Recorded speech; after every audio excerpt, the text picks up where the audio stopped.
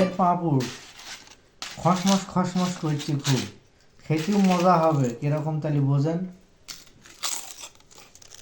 পাঁপড় ভাজা খেতে হলে একটু মজা করেই খেতে হবে, এই জন্যে ছোটো ছোটো টুকরো করে নিতে হবে, তাহলে পরে খেতেই খুব মজা হবে।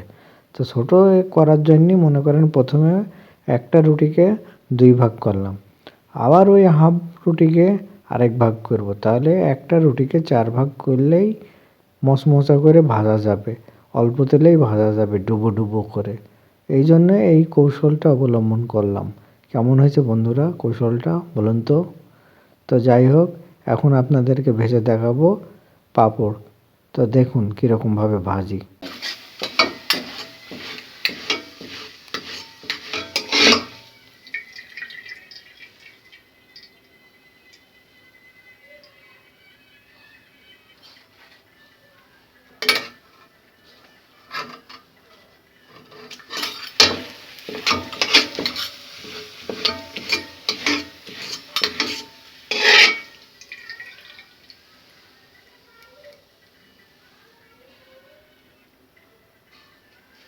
তাহলে আপনারা সবাই বুঝতে পারলেন যে কীভাবে মচমচা পাঁপড়গুলো ভাজা হইলো খুব অল্প তেলেই। তেলগুলো কিন্তু খুবই পরিমাণে কালো হয়ে যাবে, কারণ এতে থাকে প্রচুর পরিমাণে ময়দা দেওয়া।